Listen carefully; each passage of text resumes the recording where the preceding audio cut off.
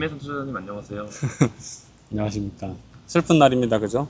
오늘 7월 2일 이제 종가 부근 다 돼가는데요.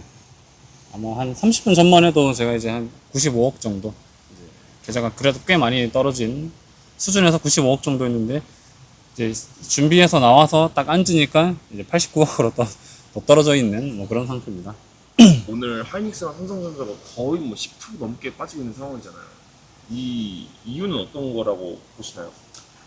뭐 사실 이제 이슈가 나왔던 거는 꽤 있는데, 가장 강한 이슈를 하나 골라보자면 이제 메타의 이 데이터 센터 사업, 클라우드 사업을 진출하겠다는 얘기들. 사실 이거는 메타 컨콜 때 이미 나왔던 얘기인데, 블룸버그에서 이제 그거를 어제 한 번 더 재조명시키면서, 메타는 주가가 굉장히 강하게 상승했지만 이제 표현이 어떻게 나왔냐면은 남는 컴퓨팅 파워를 임대하도록 하겠다, 임대하는 사업을 하겠다, 이렇게 얘기했는데, 사실 이 주식시장에서 가장 이제 좋아하는 단어가 쇼티지, 이제 공급 부족 이런 거거든요. 수요가 공급보다 한참 앞서 있는 이런 것들을 주식시장에서 굉장히 좋아하는데, 반대로 남는 것, 남아둔다, 공급 과잉 이런 것들, 주식시장이 가장 싫어하는 단어입니다. 그래서 어제 그 워딩, 남는 유휴 캐파를 임대하겠다, 거기서 남는다는 것에 시장이 이제 걱정을 하기 시작한 거죠. 아니, 쇼티지가 그렇게 강하다고 얘기를 하면서 이제 메모리도 그렇고 아니면은 뭐 다른 AI 칩 관련 기업들 주가를 그렇게 막 올려놨는데, 아니 칩이 그렇게 부족하다는데 남는 게 있다고? 라는 얘기들로 이제 걱정하면서 물량을 우수수 쏟아내고 있는, 그리고 최근에 시장의 성격 계속 설명드렸지만 지금 매도가 매도를 부르고 매수가 매수를 부르는 그런 시장이다 보니까 이 쏠림이 더 강한 상태라서 오늘의 이런 강한 주가락이 좀 나오고 있는 것 같습니다. 뭐 반기말 리밸런싱이라든지 아니면 애플의 창신 메모리 컨텍스얼이라든지 이런 것들도 영향을 같이 미쳤을까요? 리밸런싱 같은 경우에는 사실 뭐 영향이 없을 수는 없겠지만 그 양이 큰 것 같지는 않았고요. 제가 봤을 때. 애플의 경우 사실 저는 오히려 메모리의 지위를 좀 더 강화시켜주는 이슈라 생각을 했는데, 왜냐면 예전에 애플의 영업이익률, 이건 전부 다 저번에 설명드렸던 것처럼 팀 쿡이 원래는 공급망 관리자였는데 원가를 최대한 쥐어 짜가지고 이렇게 영업이익률을 극대화시키는 이런 것들을 계속 해오다가 이제 본인들이 하고 싶은 대로 안 되니까 이제 뭐 속된 말로 똥줄이 타는 거죠. 이제 불편한 겁니다, 애플도. 그래서 공급망에서 조금 쥐어 짜보려고 했지만 자기 뜻대로 안 되니까, 야, 그럼 나 너네 거 안 사고 창신 거 산다, 근데 좀 팔아주면 안 될까? 약간 이런 느낌이거든요. 그래서 이제 예전에는 이런 고객사들의 권력이 훨씬 더 강한 그런 시기였다면 지금은 이 힘의 어떤 시프트가 좀 생기고 있는 그런 시대다. 그래서 지금은 이제 그런 완제품을 만드는 기업들보다는 이제 반도체 칩을 만드는 기업들이 훨씬 더 강한, 기업단에서의 강한 지위를 좀 가지게 되는 그런 시기가 되어가고 있는 방증이라고 보면 될 것 같습니다. 그래서 뭐 애플의 이슈는 사실 큰 이슈는 아니었던 것 같고요. 리밸런싱 같은 경우도 사실 큰 건 아닌 것 같고, 이번에 메타 이것도 사실은 뭐 이전에 이미 나왔던 건데 그냥 시장이 너무 많이 올라 있으니까 울고 싶은 아이 뺨 때려주는 격으로 그렇게 진행이 되고 있는 것 같습니다.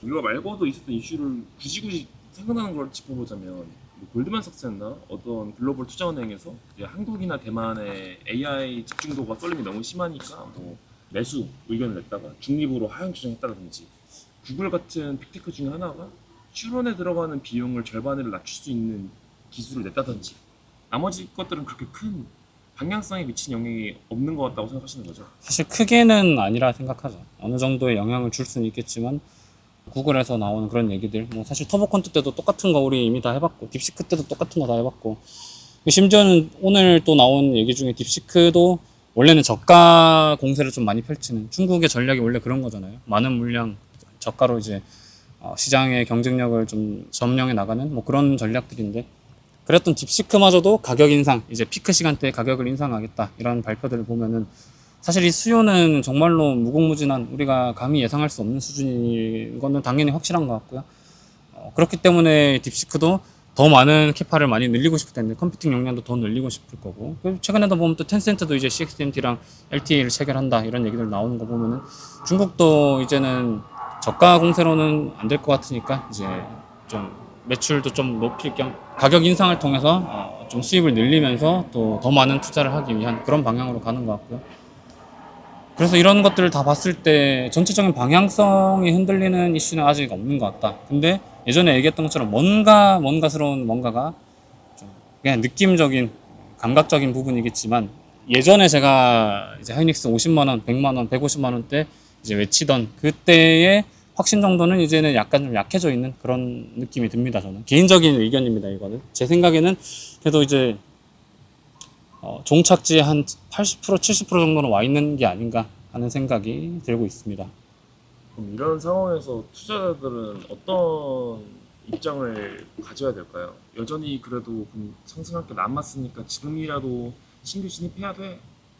라거나 아니면은 이제는 위험해 하니까 다음 걸 준비해, 이 입장 중에서 어떤 게 올바른 접근일까요? 사실 오늘 같은 하락을 맞은 이런 시점에서는 신규 진입을 해도 저는 충분히 괜찮다 생각을 하고요. 그 외에 기존 보유자들은 이제 다음에 조금 더 한 번 혹은 두 번, 뭐 세 번이 될 수도 있고 네 번이 될 수도 있겠지만 그런 상승이 나올 때마다 분할로 조금씩 정리를 하면서 물론 이거는 다음 투자 종목이 정해져 있다는 전제하입니다.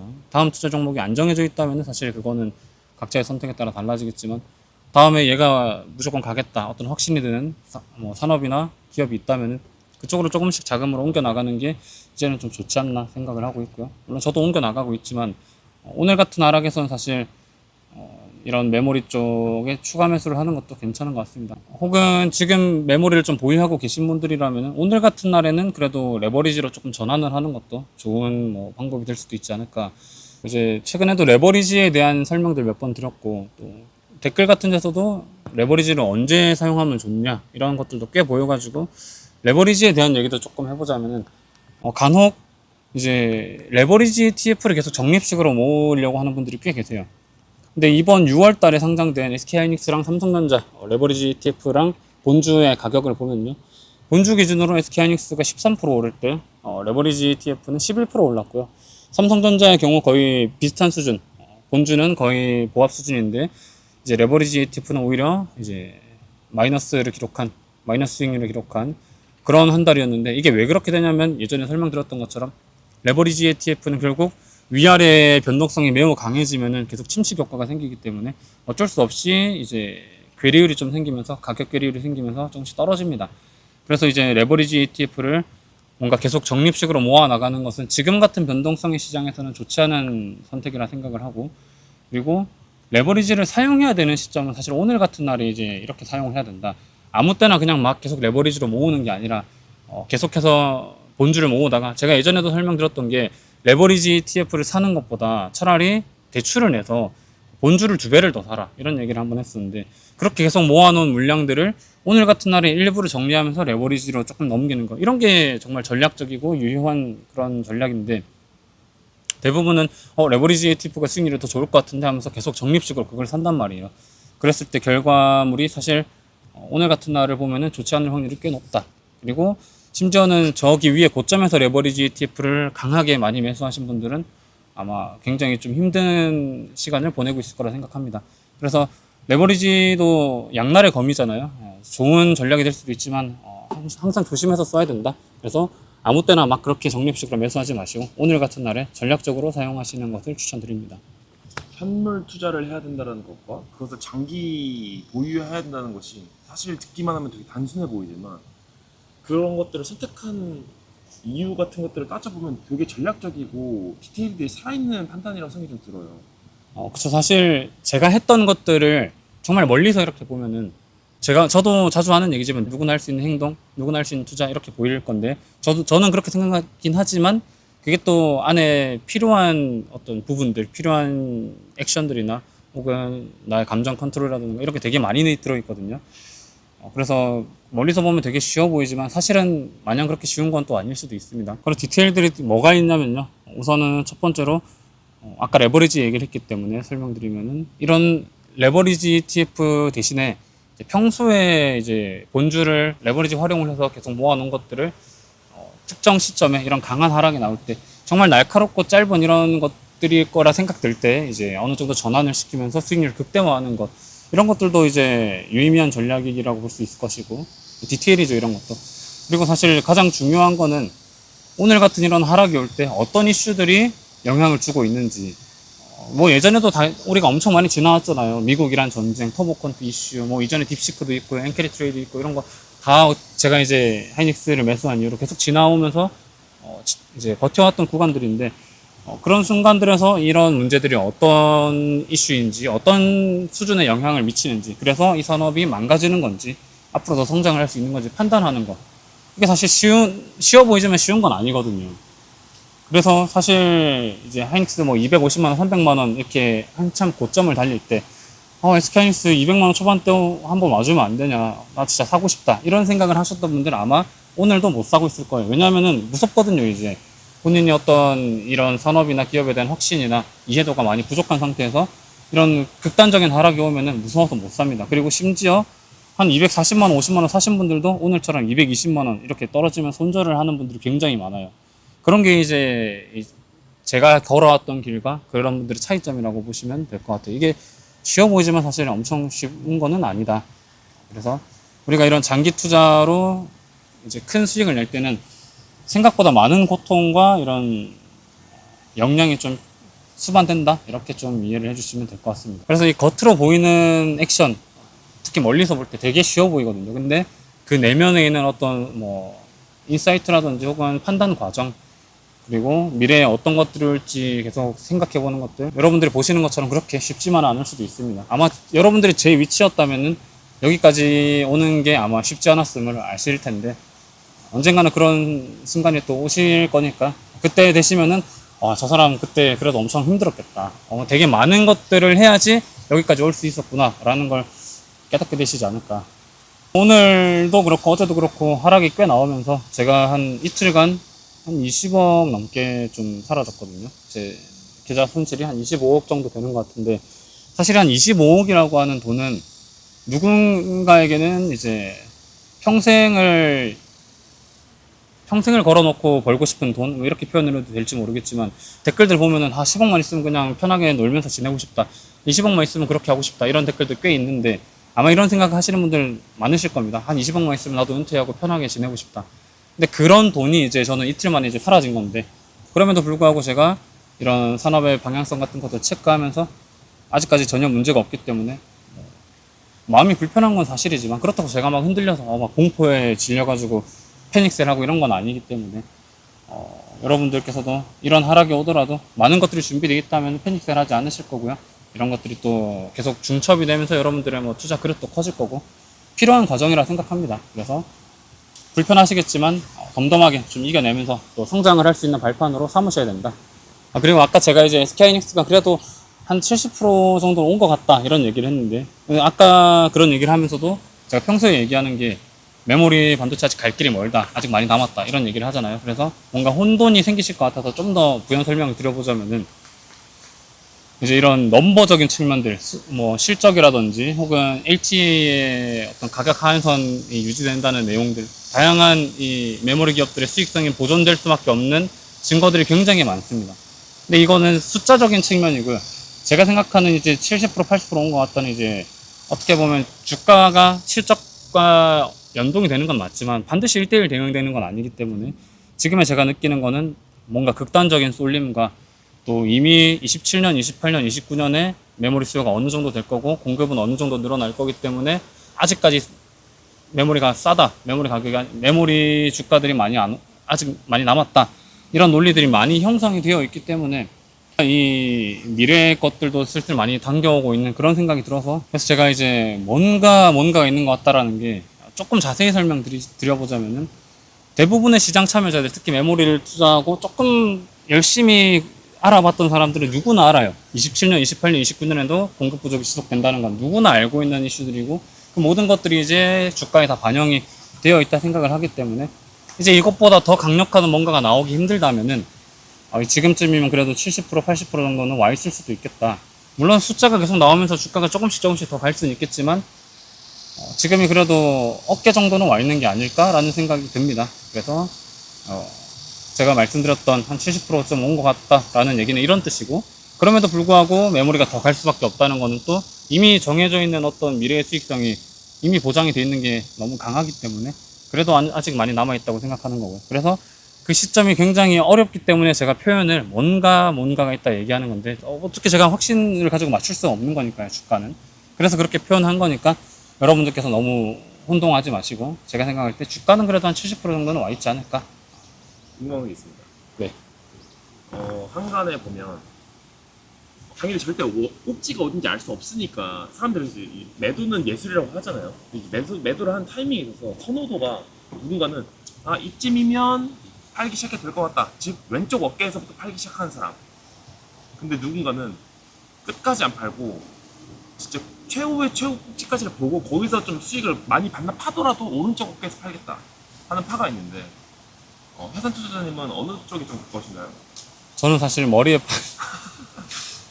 팔고 싶습니다. 머리에 팔고 싶은데 제가 머리라고 생각하는 시점을 에서 이제 매도를 했다면 사실 왼쪽 어깨에 가깝겠죠. 이미 떨어지는 걸 보고 파는 건 아닐 거기 때문에 저는 이쯤이면 머리다 했는데 이게 왼쪽 어깨일 수도 있고 사실 팔꿈치도 안 왔을 수도 있는 겁니다. 그래서 저는 그래도 조금 먼저 파는 쪽에 속할 것 같고요. 저는 매수할 때도 사실 마찬가지인데 바닥을 치고 턴 할 때 매수를 하는 게 아니고 저는 이쯤이면 바닥 근처로 가는 것 같은데 싶을 때부터 저는 계속 매수를 하기 때문에 뭐 SK하이닉스 때도 그랬고 지금 또 투자하고 있는 종목도 그렇고요. 계속 먼저 매수를 해서 충분히 싸진 구간에서 더 공격적으로 더 많이 매수하는 전략을 저는 좀 더 유효하게 생각하고 있습니다. 왜냐면은 사람들은 항상 저도 그렇고 인간은 항상 간사한 동물이기 때문에 내가 팔았던 가격보다 더 비싸게 살 수 없고요. 내가 샀는데 더 오르면은 거기서 또 이제 더 공격적으로 사는 게 어려운 그런 동물이기 때문에 저도 제가 그렇다는 걸 잘 알아서 그냥 산 다음에 더 떨어지면 계속 사는 거. 그냥 이런 식으로 저는 투자를 하고 있어서 뭔가 정확한 타이밍을 맞추는 건 어렵겠지만 저도 맞추고 싶습니다. 맞추면 얼마나 좋겠어요. 그래서 저도 이제 항상 꼭지를 맞추고 싶은데 못 맞추는 걸 알기 때문에 항상 말씀드리는 게 한 번에 이 포지션을 옮기지 말고 분할 매도와 분할 매수를 해라. 이렇게 말씀을 드리곤 합니다. 그거 다 맞췄으면은 이미 수집 좋은 부자가 돼서 제가 뭐 이런 유튜브를 할 필요도 없고 좀 더 좋은 일들을 많이 하면서 편하게 지내고 있겠죠. 근데 그 모든 걸 우리가 맞출 수 없기 때문에 항상 분할 매도, 분할 매수를 하셔라. 이렇게 말씀드리는데, 제 친구들도 그렇고 간혹 보면은 한 번에 이런 것들을 다 옮기는 분들이 있어요. 내가 이 모든 꼭지를 맞출 수 있다는 생각인지는 잘 모르겠지만, 저는 그걸 별로 권장드리진 않습니다. 그랬을 때 잘 맞추면은 운이겠지만, 그렇지 않을 확률이 훨씬 높기 때문에 운에다가 여러분들의 자산을 맡기지 마셔라. 그래서 저도 지금 메모리 쪽, 장비주도 그렇고 기존에 가지고 있는 메모리들도 계속 분할로 조금씩 매도를 하고 있고요. 지금 또 제가 새롭게 투자하고자 하는 종목에 계속 추가 매수를 진행을 하고 있습니다. 그래서 우리는 항상 기억해야 될 게 절대로 한 번에 나의 포지션을 다 옮기지 말자. 이거는 시드가 커질수록 더 분할을 많이 하시는 게 좋다고 생각을 하고 있고요.